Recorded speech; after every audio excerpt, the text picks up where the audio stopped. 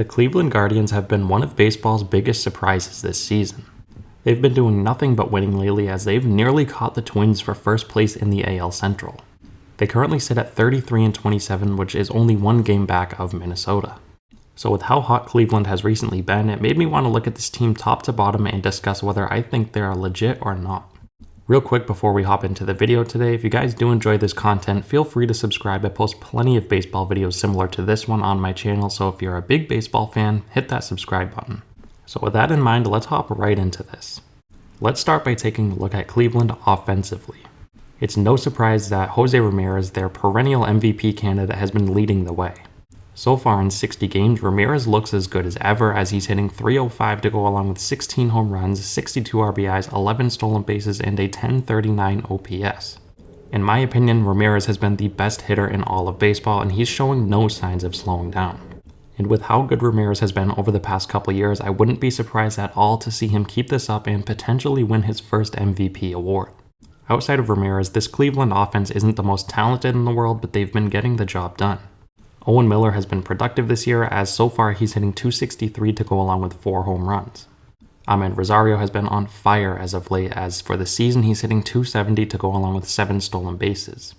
Myles Straw, while he might not be the most productive offensive player in this lineup, he has been dangerous on the base paths as he has 11 stolen bases on the year.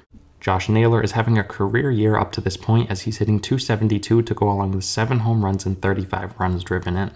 And one player who's really flying under the radar is Andres Gimenez, who so far is hitting .309 to go along with 7 home runs, 31 RBIs, and 4 stolen bases. And you can't forget about Steven Kwan, who early on in the season was on fire, and while he has come back down to earth, he's still hitting .269. And one productive offensive bat that they've been missing so far is Franmil Reyes, who is currently injured, but when he was playing, he wasn't productive, as in 133 at-bats, he was hitting .195. But last year, Reyes hit 30 home runs in 115 games, so I really do believe if he comes back and he's fully healthy, he's going to provide Cleveland with some much-needed power. All in all, Cleveland's offense is middle of the pack as they currently have a 700 team OPS, which ranks 18th in all of baseball. Now let's take a look at Cleveland's pitching. Shane Bieber, who's been one of the best pitchers in baseball over the past couple seasons, has been productive so far. Bieber in 72 innings has a 3.01 ERA to go along with 75 punchouts. They also have Triston McKenzie, who is really pitching like an all-star. So far in 70 innings, McKenzie has a 2.96 ERA to go along with 61 strikeouts. Cal Quantrill has also been productive, as in 67 innings he has a 3.38 ERA. They also have Zach Plesac, who has been a little bit up and down this year as he has a 4.41 ERA, but for the 4th starter in this rotation, he's not all that bad. One player who has been a huge disappointment this year is Aaron Civale, as so far in 31 innings he has a 7.84 ERA. But with how good Civale has been over the past couple seasons, I wouldn't be surprised to see him come back and pitch much better than he has. So as for Cleveland's pitching, they're one of the best in baseball. They currently have a 3.55 team ERA, which is 7th in all of baseball. And I also want to take a quick look at Cleveland's bullpen. Emmanuel Clase, who is coming off a dominant rookie campaign last year, has looked just as good this year. In 27 innings pitched, Clase has locked down 14 saves to go along with 29 punchouts and a 1.65 ERA. They also have Eli Morgan, who in 32 innings has a 1.71 ERA. Sam Hentges has also shown up, as in 21 innings he has a 1.71 ERA.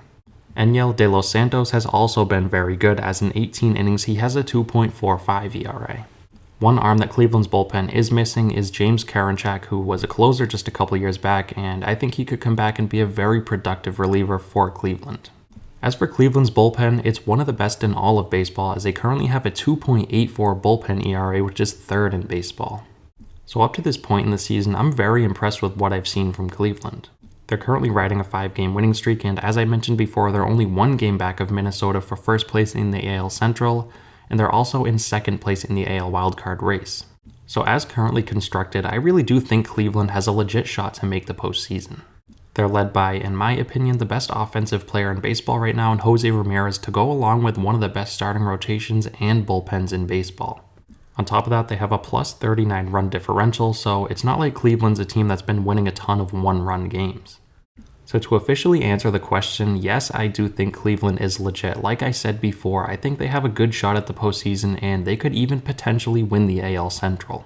I'm a huge fan of Jose Ramirez, and I really like what the other players in that lineup have been doing so far. And if you've been watching my videos for a little while now, you know that I'm big on bullpens. I think a good bullpen can be the difference between a pretender and a contender. So I really think Cleveland has a good team that's built to compete. I really like that they have very good starting pitching and a really good bullpen. And for me, I've always kind of liked the small market teams, and I like seeing them succeed. If you guys don't know, I'm a pretty big fan of the Oakland A's and Tampa Bay Rays because of what they've been able to do with such low payrolls. Don't get me wrong, Rockies are my number one team and will always be, but outside of the Rockies, I've always kind of liked Oakland and Tampa Bay for that reason.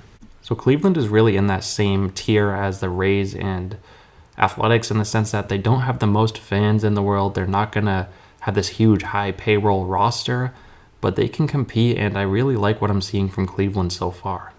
Let me know what you think of Cleveland down below, whether you think they can compete or not. As always, thank you so much for watching, and I'll see you next time.